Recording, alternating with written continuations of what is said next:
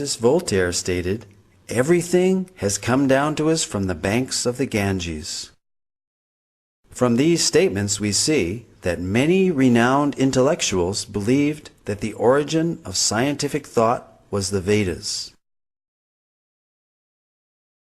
The Vedic literatures contain descriptions of advanced scientific techniques, sometimes even more sophisticated than those used in our modern technological world.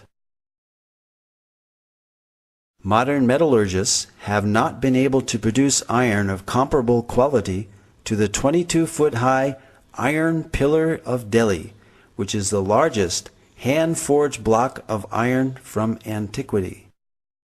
This pillar stands as mute testimony to the highly advanced scientific knowledge of metallurgy that was known in ancient India. Cast in approximately the 3rd century BCE, the 6.5-ton pillar over 2 millennia has resisted all rust and even a direct hit by the artillery of the invading army of Nadir Shah during his sacking of Delhi in 1737. Vedic cosmology is yet another ancient Vedic science which can be confirmed by modern scientific findings, and this is acknowledged by well-known scientists and authors such as Carl Sagan and Count Maurice Maeterlinck, who recognized that the cosmology of the Vedas closely parallels modern scientific findings. Carl Sagan stated, "Vedic cosmology is the only one in which the time scales correspond to those of modern scientific cosmology." Nobel laureate Count Maurice Maeterlinck wrote of a cosmogony which no European conception has ever surpassed.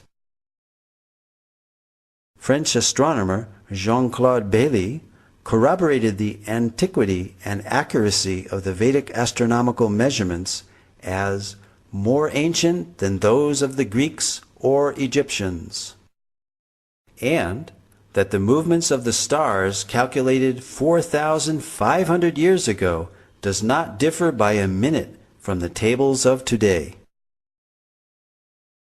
The 90-foot-tall astronomical instrument known as Samrat Yantra, built by the learned king Suwai Jai Singh of Jaipur, measures time to within 2 seconds per day.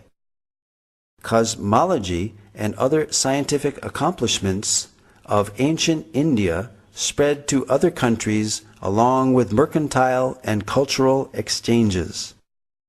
There are almost 100 references in the Rig Veda alone to the ocean and maritime activity.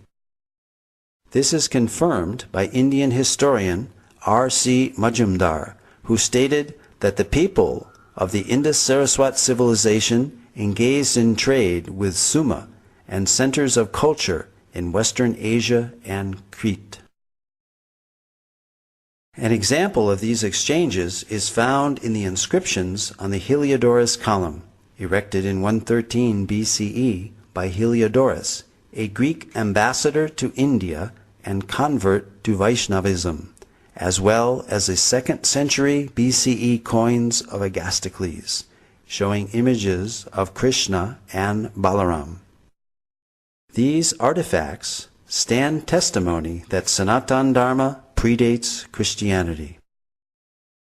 This also confirms the link between India and other ancient civilizations such as Greece, and shows that there was a continuous exchange of culture, philosophy, and scientific knowledge between India and other countries. Indeed, the Greeks learned many wonderful things from India. Voltaire, the famous French writer and philosopher, stated, "Pythagoras went to the Ganges to learn geometry." Abraham Seidenberg, author of the authoritative History of Mathematics, credits the Sulba Sutras as inspiring all mathematics of the ancient world, from Babylonia to Egypt to Greece.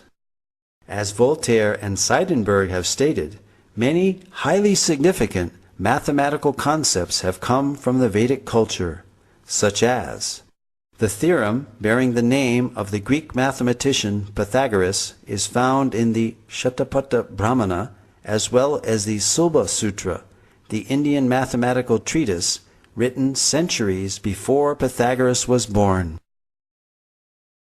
The decimal system, based on powers of 10, where the remainder is carried over to the next column, first mentioned in the Taittiriya Samhita of the Black Yajurveda. The introduction of 0 as both a numerical value and a place marker. The concept of infinity.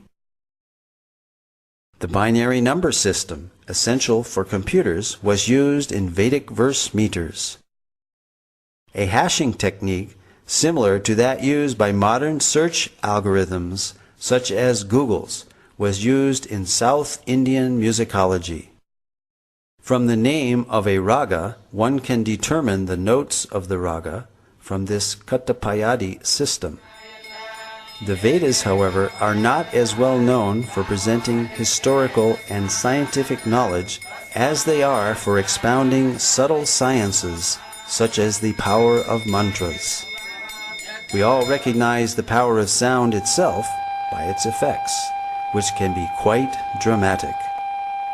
Here, a high-pitched frequency shatters a drinking glass. So, we can easily understand that loud sounds can produce substantial reactions. It is commonly believed that mantras can carry hidden power, which can in turn produce profound effects. The ancient Vedic literatures are full of descriptions of weapons being called by mantra.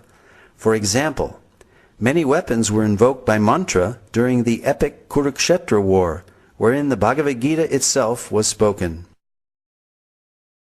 The ancient deployment of Brahmastra weapons, equivalent to modern-day nuclear weapons, are described throughout the Vedic literatures. Additionally, mantras carry hidden spiritual power which can produce significant benefits when chanted properly. Indeed, the Vedas themselves are sound vibrations in literary form and carry a profound message. Spiritual disciplines recommend meditational practices such as silent meditation, silent recitation of mantras, and also the verbal repetition of specific mantras out loud. A clinical test of the benefits of mantra chanting was performed on 3 groups of 62 subjects, males and females of average age 25. They chanted the Hare Krishna Maha Mantra 25 minutes each day under strict clinical supervision. Results showed that regular chanting of the Hare Krishna Maha Mantra reduces stress and depression and helps reduce bad habits and addictions. These results formed a PhD thesis at Florida State University. Spiritual practitioners claim many benefits from mantra meditation, such as increased realization of spiritual wisdom, inner peace, and a strong communion with God and the spiritual realm. These effects may be experienced by following the designated spiritual path. Most of the evidence given in this presentation is for the apara vidya, or material knowledge of the Vedic literatures. The Vedas, however, are more renowned for their paravidya, or spiritual knowledge, and even superior is the realized knowledge of the Vedic rishis or saints, that which is beyond the objective knowledge of modern science, knowledge of the eternal realm of Sat Chit Ananda, eternality, blissfulness, and full knowledge. But that is another presentation. For further information, please visit our website, www.gosai.com.